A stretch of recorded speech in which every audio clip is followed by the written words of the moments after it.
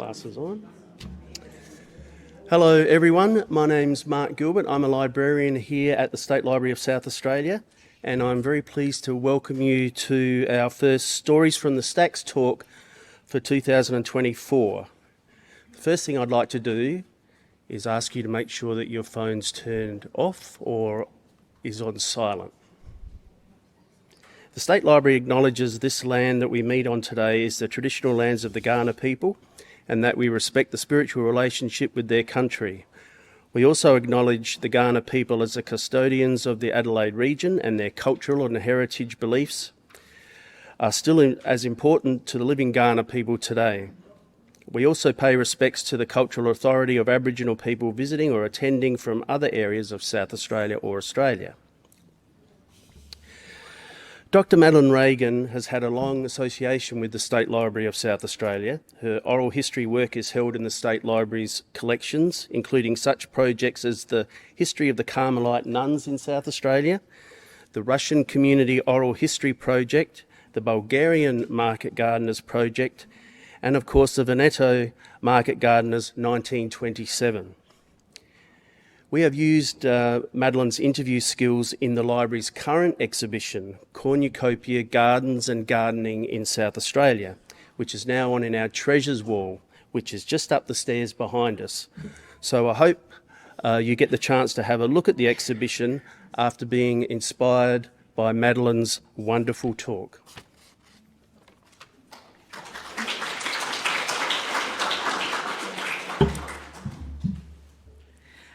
Thank you, Mark, for that lovely introduction, and thank you to Patrick and the team at the State Library for inviting me to speak today. I too would like to acknowledge the past and present First Nations people, the custodians of the land on which we're gathered today. I also remember the importance of land in the lives of the Italian market gardener families. I'd also like to acknowledge and thank the people I have interviewed for my oral history project. Some are present today. I'd like to especially welcome Irene Zampin and her brother Dennis from the Veneto region, who are staying in Adelaide with their sister Terry. My oral history project about the Veneto market gardeners in the western suburbs began with this pine box, a half case that market gardeners used when they packed tomatoes for sale at market.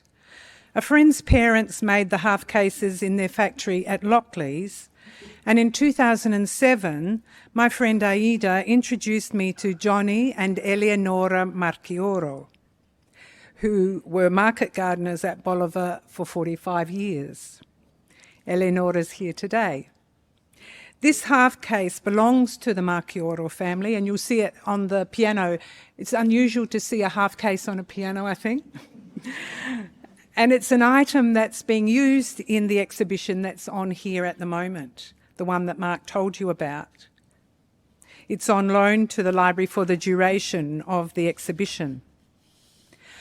I was interested to learn about Italians and market gardeners in Adelaide, and my friend thought that Johnny and Eleonora would know a few things about market gardening after, 40 so years. Johnny's father had migrated from Italy in 1927 and began growing vegetables in the 1930s on Frogmore Road in the area we now know as Kidman Park. As Mark said, I have coordinated the project about the Veneto market gardeners in Adelaide for some years. I began recording oral history interviews with the sons and daughters of the first generation of market gardeners. There were 19 adults, 17 men, and a married couple with a baby who arrived in Adelaide between 1926 and 1928. Here are the families, or the names of the families, represented in the project. In most cases, there were more than one family with the same surname. For example, there were 5 different Balestrin families who were all market gardeners. 3 arrived in 1927 and the others followed in the 1930s. The Recchi family came from another region of Italy but were accepted as dear and important members of the Veneto community because they lived in the area. The image is from a tea towel that was designed several years ago to commemorate the families who started market gardens in the area, which you see in that simple graphic, with Grange Road in the north, the River Torrens in the south, on the west, Frogmore Road, on the east, Findon Road, which was called River Road for many years, and there should be more space east of River Road, but space on the tea towel wasn't quite enough. Now imagine how those names would have stood out in Anglo-Australia in the 1920s. At that time, the profile of this country, or the population of this country, was very English, and the white Australian policy had an impact on attitudes towards non-English migrants. Italians were officially identified as aliens on the documents that they had to fill out when they disembarked. They were not highly regarded, and racial tension increased when jobs were hard to find in the late 1920s and into the 1930s.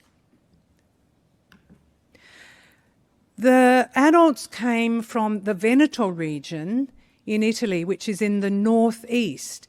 In the small map, you can see an inset of the area of the region of the Veneto, and the coloured spaces are the 7 provinces of the Veneto region. And the market gardeners came from 2 provinces, Treviso, which is the yellow, and on the left is a grey area called the province of Vicenza.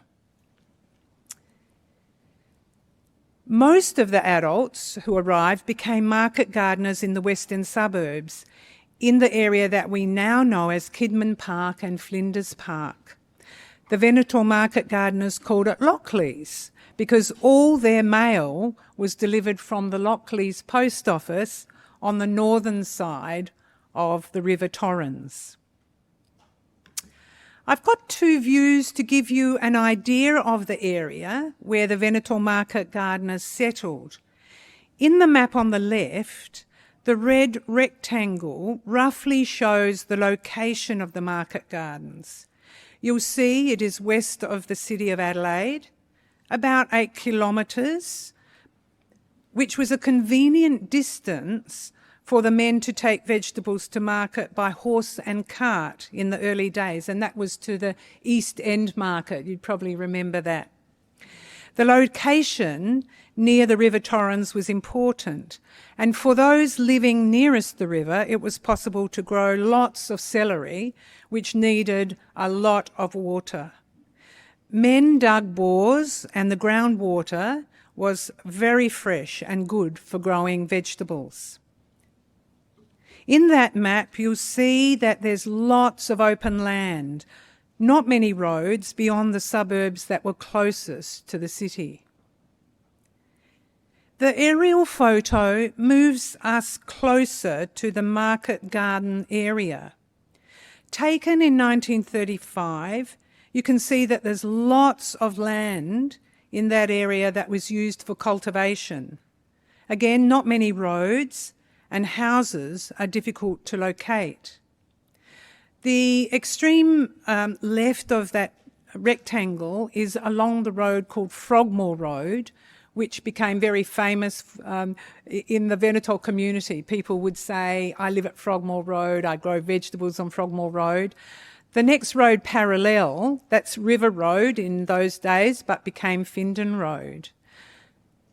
You can see the river winding its way through at the southern end there, and the next road up across horizontally is Valletta Road, and the top road is Grange Road. So it gives you a pretty good indication of what that land looked like in that area. The Veneto market gardeners settled in this really concentrated area, a really small pocket of land which at the time was seen as outer Adelaide. One market gardener told me that when he got a job in the 1940s, early 50s, that he got a job in the city and he used to stay with relatives in the city because it was much more convenient than having to travel all the way to Lockleys. I recorded the first interview in 2008, and last year I recorded the 65th interview. I was fortunate to have had assistance from Eleonora Marchioro and Anna Mekas in Adelaide and Irene Zampin in Italy, who interviewed some people in Italian and dialect. Since starting the project, 22 people who were interviewed have died. Over the years, I've had wonderful assistance from the archivists and sound engineers here at the State Library. I'm very grateful to them for advice about recording oral history interviews, and I've really appreciated using the digital recorders provided by the library. In the collection, there are interviews with family members of 3 different generations, a family from another region in Italy, and members of 2 Anglo-Australian market gardener families who had their gardens in the same area. I became interested in the history of the Veneto group and the context of their migration from Italy and their settlement in Australia in the Depression years. I learned a lot through collecting the oral histories and reading about the history of Italy and Australia between the wars, and of course the work on the market gardens and what that involved for every family. The community that I was interviewing became very interested in the project, and they helped me by being introduced to different members who were going to be interviewed. The local council, the City of Charles Sturt, supported the project when we held an exhibition in 2011.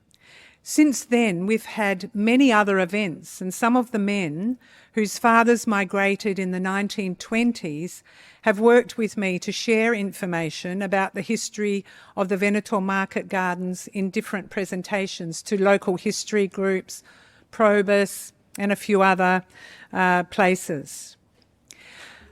I had never planned to, but in 2016 I began a PhD that focused on the development of the Veneto market gardener community. It was a challenge, but it gave me the opportunity to more formally record and analyse stages in the settlement of the Veneto market gardeners. And it was possible to examine other groups of Italians who established themselves between the wars in South Australia and other states. I used the collection of oral histories to develop themes to record the history. It was great to undertake research at the National Archives in Canberra and also in parish archives and the comuni in the Veneto region. When I discovered this kind of information, it built a bigger and more complex picture of those individual migrants, the 19 individual migrants. When I completed my PhD, I was encouraged to write the history of the Veneto market gardeners as a book, and that will be published later this year. Just to give you a few more ideas about the history of the Veneto market gardeners, and my motivation, I wanted to understand how a group could migrate and settle in Adelaide between the wars. I found that the people who arrived in the 1920s did not all know each other in Italy, They didn't speak English before they arrived and had little chance to learn in any formal settings because their first priorities were to survive, earn a living so that they could set up a family life. At the time, there was no provision made by the government for programs to teach English. This was introduced after the Second World War when the large numbers of southern European migrants settled in Australia. At Lockleys, and I'll continue to use the word Lockleys for the area, the Veneto market gardeners established a strong community. Families supported each other, collaborated with work when needed, and interacted through relationships that became like proxy family. Godparents became very significant as children were born into families. The community was able to thrive because of the strong bonds, even in difficult times, like during the war, and when 3 men died at young ages in the 1940s.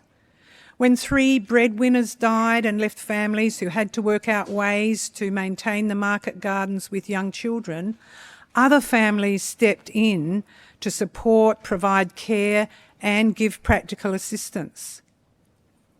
We can only imagine the impact of the deaths on families and the community who were just establishing themselves in a new country.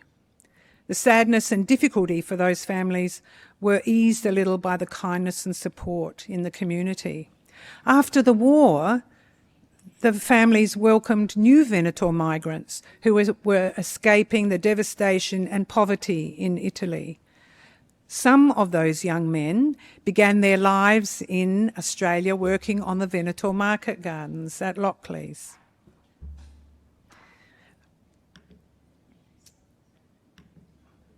Whoops, somehow I've gone further than I should have. I've got this aerial photo that was taken in 1979. And if you think back to the previous photo and map in the 1930s, you'll see how much the suburbs have encroached that land that once was market gardens. If you look at the brownish parts of land round the middle, you'll know that they were market gardens. And Frankie Ballastrin, who's here today, has land that's represented in that photo. Next to the oval on the very right-hand side of that red rectangle, you know, where you see the oval. The first generation market gardeners and the next generation, who are called the 1.5 generation, who were children when they arrived in Australia, with their mothers mainly, continued to work their gardens until the 1970s, 80s. All the men and women in that 1.5 generation worked as market gardeners, starting off with their parents. The attachment to working the land was part of their heritage. In the 1960s and 70s, as you can see, urban development expanded in the western suburbs and market gardens disappeared. Some families bought land north of Adelaide, in Bolivar and places like that, and it made it possible for the families to continue their business when they sold their land at Kidman Park and Flinders Park. But the first generation and the 1.5 generation market gardeners did not move to other suburbs after they sold their land. They valued their origins on the land at Lockleys and carved out house blocks and stayed there as a community. The place and the community were connected for the Veneto market gardeners and their identity. Many of the second generation men and women have made their homes in the area in which they grew up, on land on or near the location of their parents' market gardens. I could tell you 100 or more stories about the Veneto market gardeners, but today I'll draw on stories about 6 different families in that community. I'm going to play sound clips from interviews and show you some beautiful photos that families have given me permission to use over the years. Oral history interviews and photos give insight into individual family stories that are not usually recognised or represented in official accounts of migration and settlement in Australia or other countries. The history of the Veneto market gardeners is significant because very little has been documented about southern European migrants, including Italians, who settled in Australia between the wars. We know far more about migrants who arrived after World War II. Life was difficult for the men and married couple who arrived between 1926 and 1928.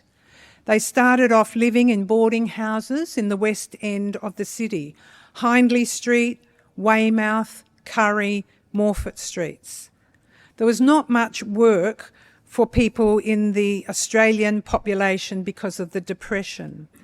The Veneto men went wherever they could find jobs, on farms in country areas.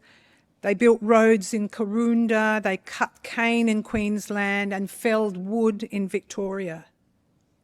They returned to Adelaide, and within 8 years, one by one, the men began leasing blocks of land in that area between Grange Road and the River Torrens.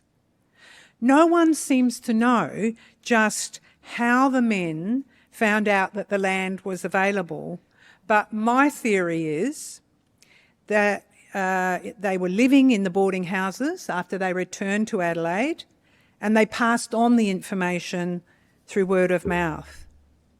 They all lived within about 3 kilometres of each other, an easy walking or cycling distance. It was just like being in a village. They had all come from families that worked the land, and at Lockleys they adapted farming techniques from the Veneto region, digging the soil by hand. They had to learn about crops for market here in Adelaide, and they gradually acquired glass houses to grow tomatoes and then beans as a second crop. The men set up living quarters in corrugated iron sheds, and one lived in a dairy. Their goal was to work, earn money, set up a family. Accommodation was basic for many years. But one man, Secondo Tonolato, had a creative solution to housing his family. His wife and 5 children who joined him in 1935. He opted for an ingenious way to accommodate his young family, children aged between 8 and 14 years.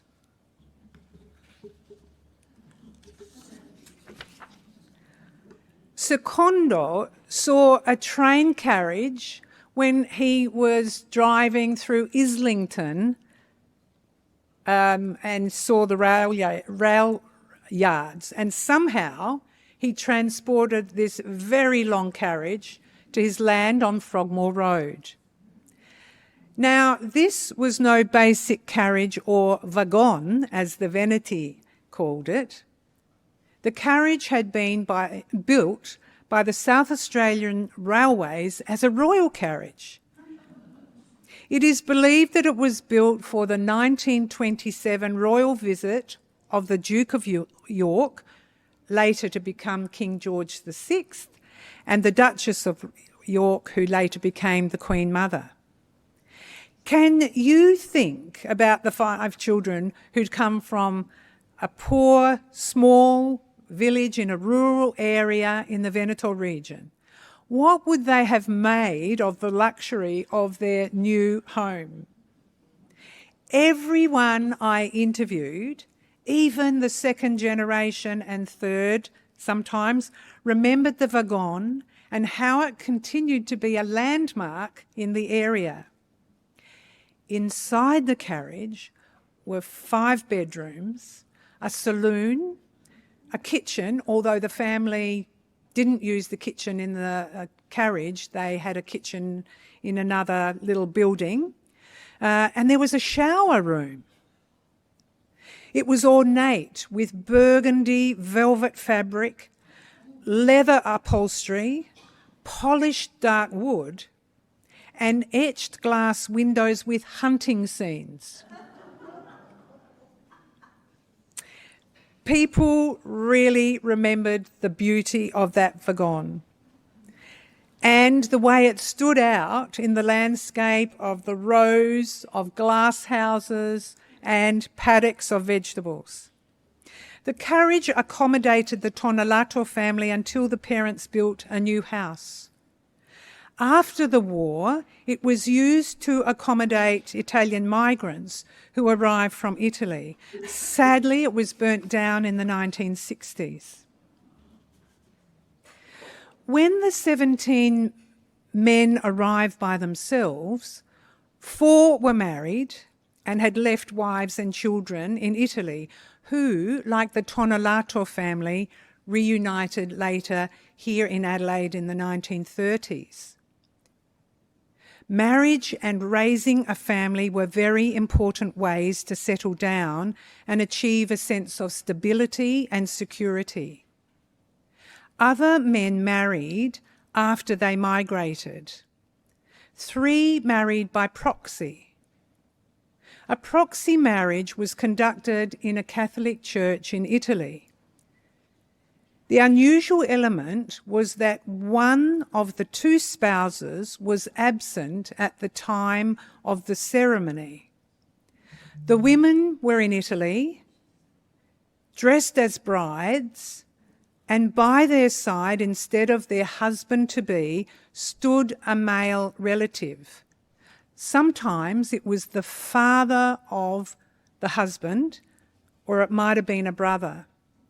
The woman signed the papers, and the man who was here in Adelaide also signed legal documents.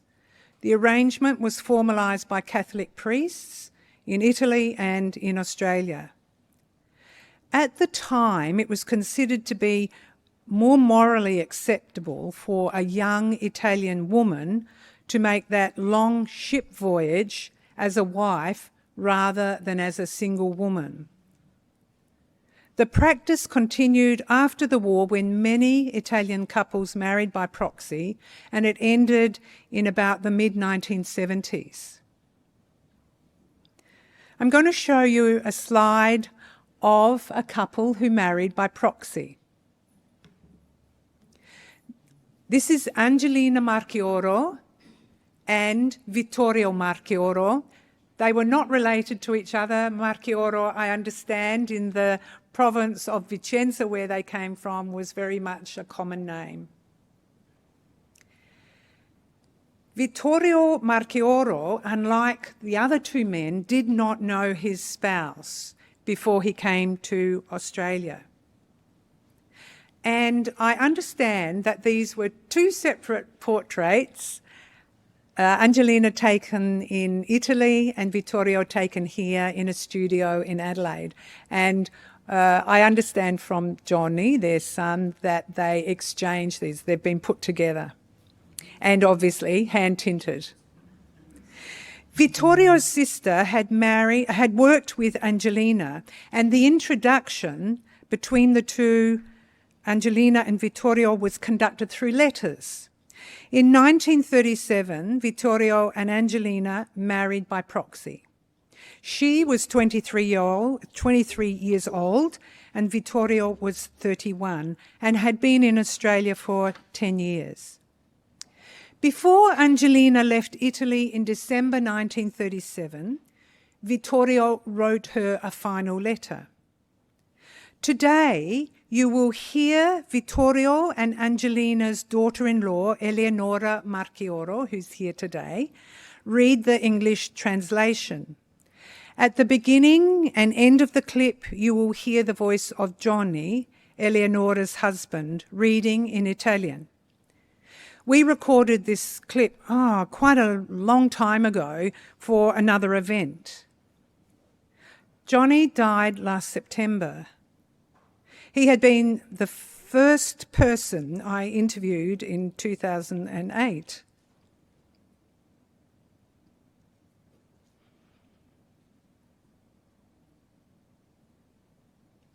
And both he and Eleonora continued to be very involved in the project and became dear friends.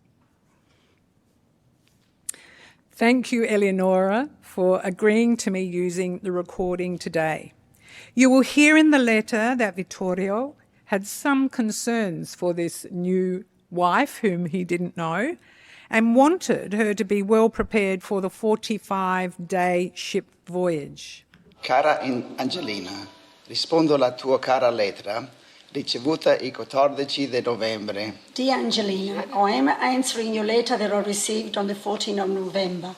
I am so pleased to hear that you got your passport so you can leave on the 26th of December. I understand that you had to pay the difference of 490 lire. Don't worry, because believe me, the time seems to be going slowly. I'm hoping that you would be here 2 months ago, but I'm hoping that you'll be here soon in my company. You have to know that that is what I've been wishing for. I want you to know that I work with my brother, but I eat with some friends. I feel so lonely without much company.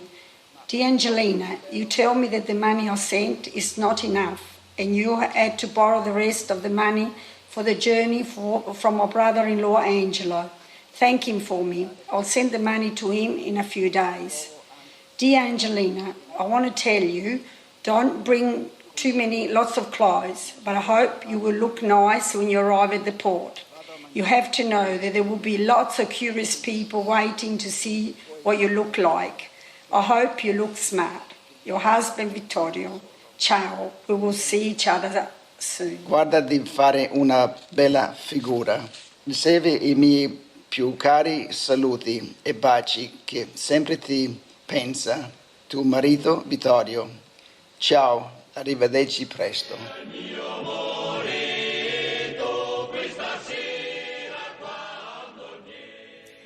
And there was indeed a large crowd at Outer Harbour when Angelina disembarked in January 1938.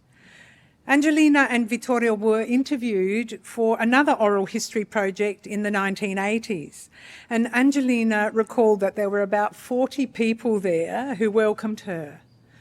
She knew no one in Australia at that time. When the war started in 1939, the market gardeners had been in Adelaide for at least 11 years and working their gardens at Lockleys for at least 6 years.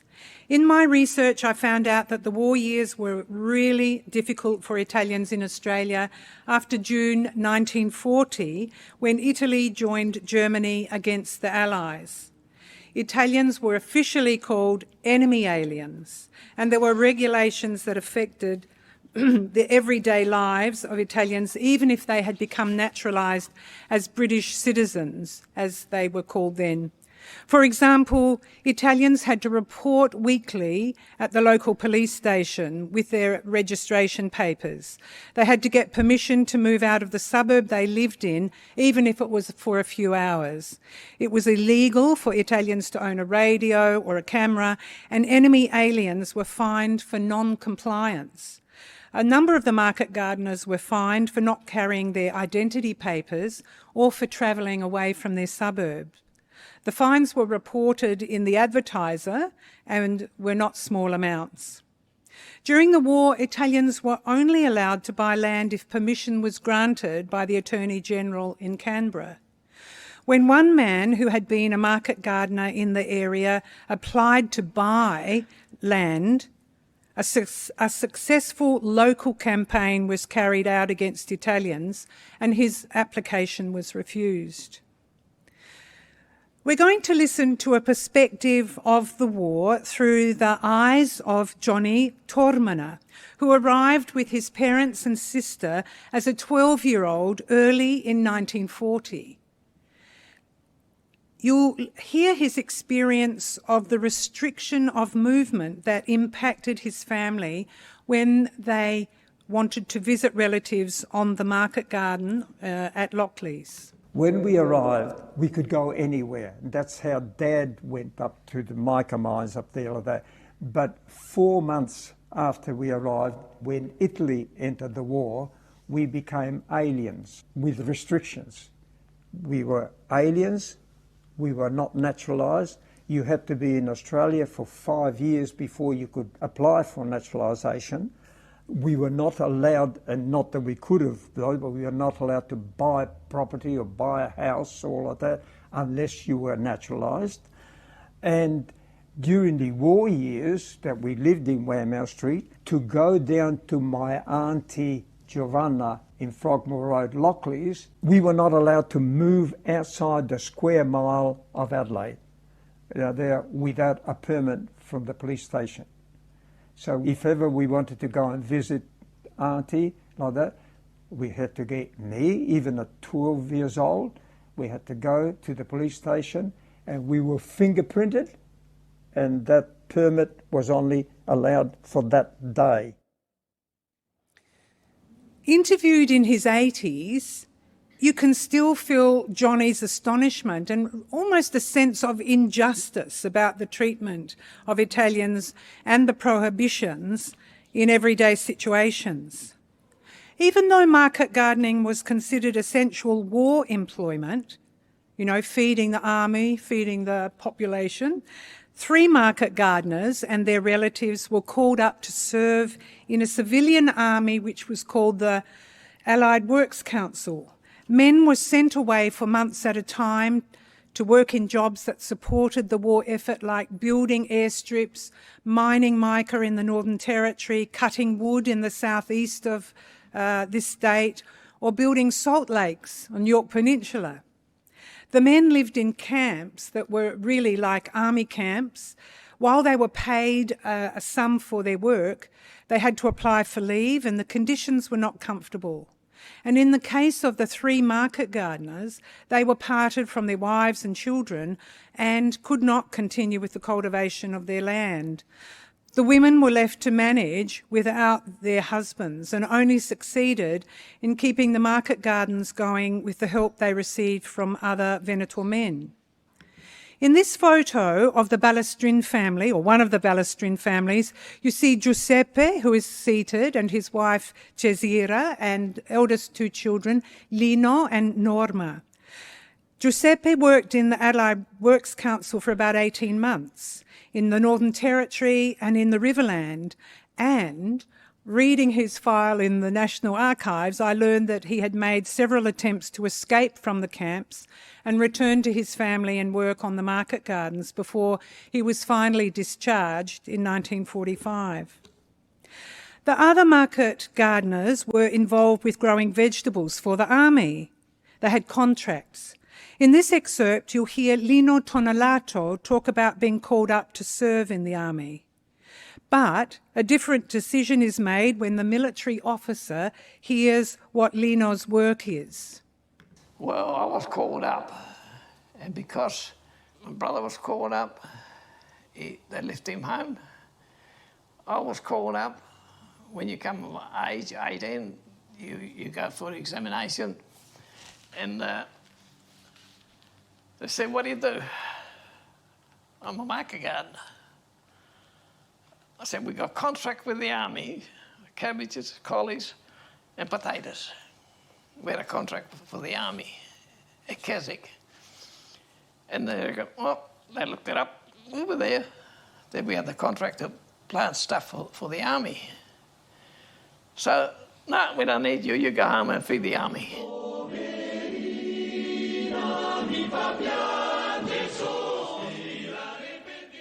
Lino and his brothers, over 18, were called up to serve in the army because their father had been naturalised right at the beginning of 1940, and they were considered British subjects who should serve, Australia. It was possible for the first generation men to establish their market gardens without a lot of capital because they could work as a team, husband, wife and children, especially the 3 families who were reunited in the 1930s. Children had jobs to complete in the glass houses or with vegetables grown outside, and this happened before and after school and during holidays. Those men who married after arrival took probably longer to establish their businesses with their wives, having to wait until their children became old enough to help out. The Santin family was reunited in 1935. Giovanni Santin and his wife Costantina and 4 children joined him first at Jervois, near the River Murray, where Giovanni worked for a Bulgarian farmer. The Santins moved to Adelaide and leased land from another Veneto man and began growing vegetables, mainly tomatoes.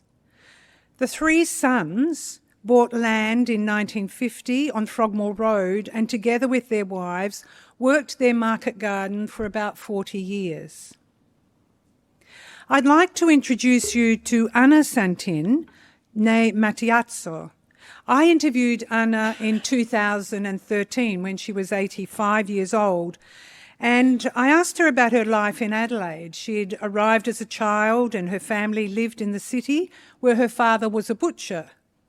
She spoke with me about the transition that she had to make to live in a family of market gardeners when she married Vito Santin in 1949. In the clip, which I'll play, you'll learn how the Santin family accommodation was arranged in a really large house on Veneto Road in the early years of Anna and Vito's marriage.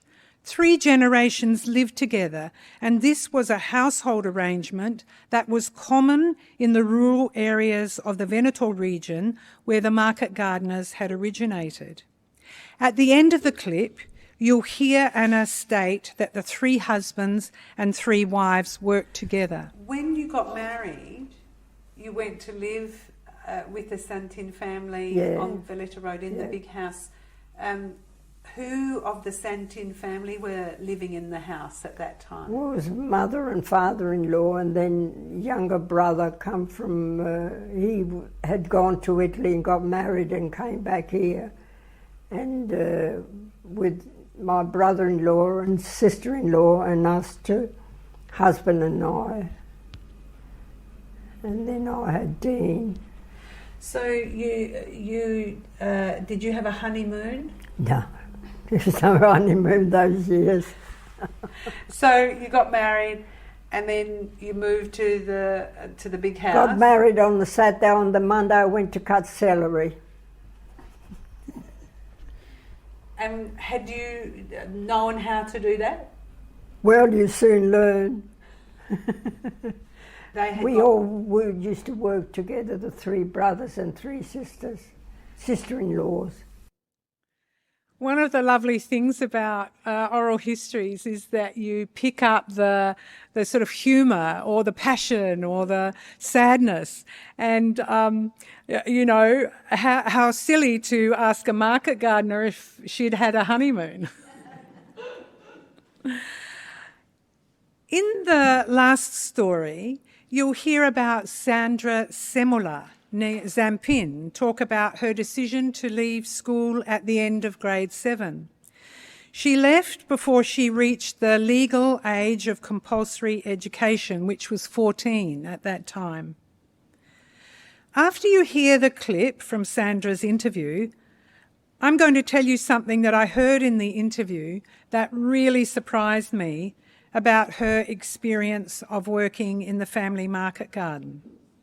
I was 12 at that time, and the headmaster said, no, she's got to go to school. She said, well, she's not going to do anything. So Mum had to sign a paper and Dad had to sign to say that they want me home and to make sure I had a job. So they said, she's got a job when she gets home, so I stayed in the garden. So what was that like as a 12-year-old going, I mean, you would have known a lot already about the garden, but what did it feel like? I was free. I was told what to do, but I was free. You know, Dad used to say, I've got to do this and this. I used to watch him, and I used to do it. And then when he went to the market and he used to say to me, I want you to do this, this and this. And when he come home, it was already started or got ready or whatever. And I just listened to him, what he was doing and watched what he was doing. And I just enjoyed it. I was really free and happy. It was hard work, but, I did it. And I did it. About 2 years after Sandra started working with her dad, her parents made a trip to Italy. For her father, it was the first time since he had left 30 years or more before. Interestingly, Sandra's mother was from an Irish-Australian family, which had been a very unusual marriage in the 1930s, when racism against Italians was widespread. Does anyone here have a 14-year-old in their lives? A child maybe, a grandchild? I'm wondering what you might think are the expectations of a 14-year-old today. Sandra was 14 years old when she managed the market garden for about 7 months while her parents were in Italy. Her father had arranged for some of the other market gardeners to look in on her during that time. To help out, her father and Sandra had planted tomatoes before the parents left.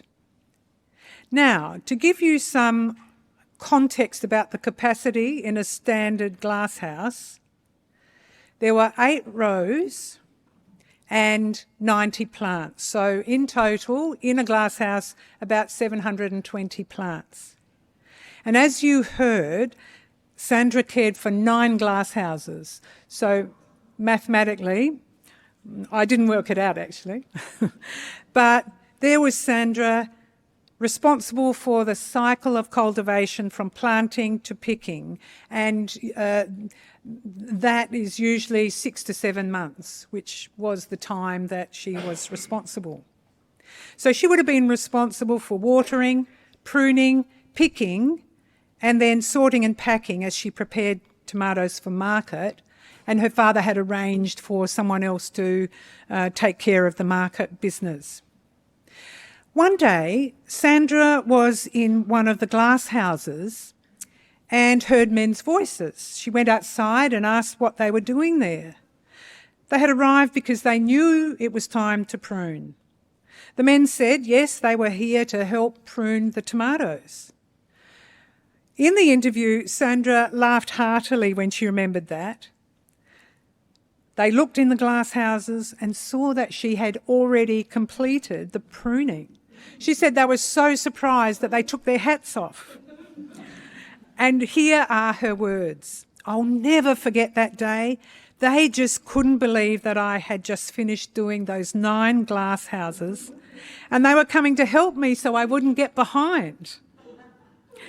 When Sandra told me about this incident, I found it difficult to understand that a young girl had been able to take such responsibility and manage the constant work required to tend the tomato crop, let alone the family's living, means of living.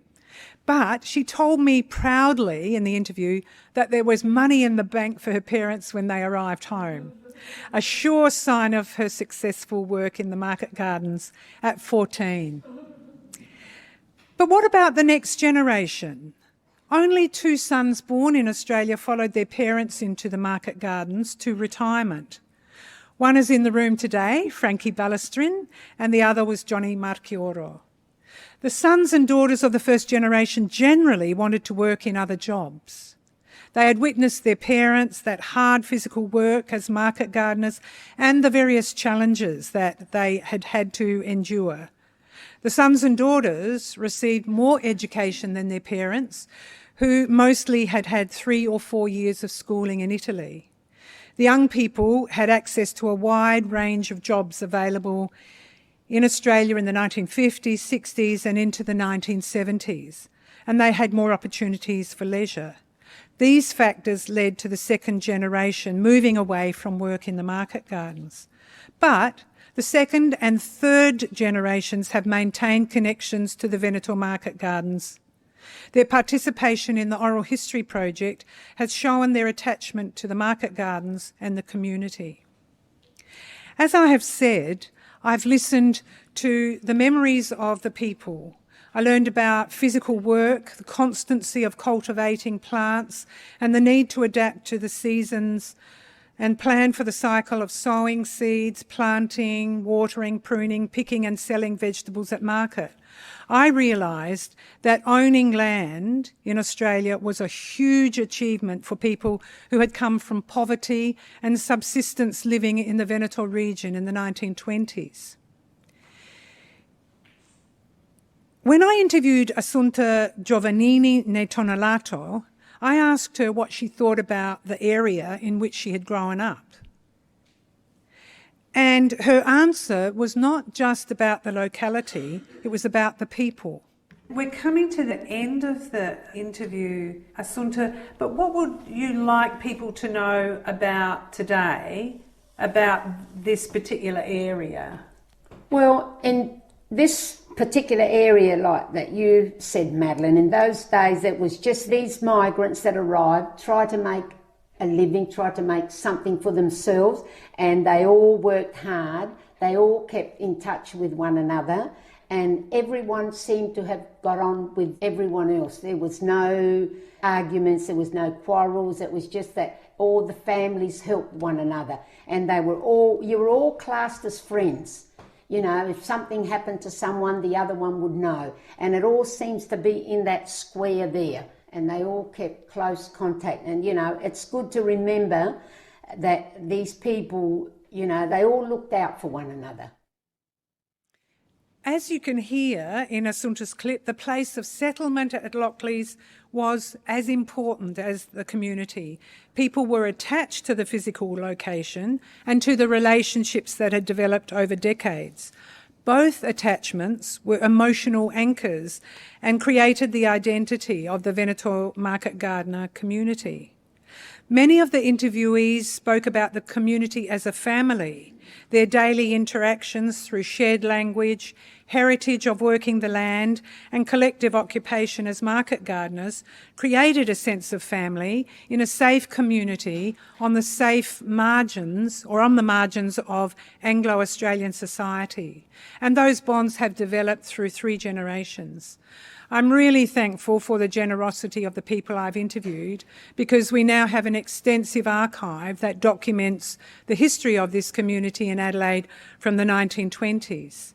And this history is alive on a website. Michael Campbell, who is present here today, has developed the website, and it contains family biographies and photos, recordings of interviews and transcripts and resources such as maps, eulogies and ship names. Michael maintains it, and I'm really thankful for his generosity and brilliant technical skills. 10 years ago, the City of Charles Sturt gave me an initial small grant to set up a website. It has operated since then on a voluntary basis, and I'm fortunate that the Veneto Club of Adelaide covers some of the direct costs for things like the domain names and fees for security items. I post a fortnightly blog which focuses on different Veneto traditions or family stories or themes from the oral history interviews.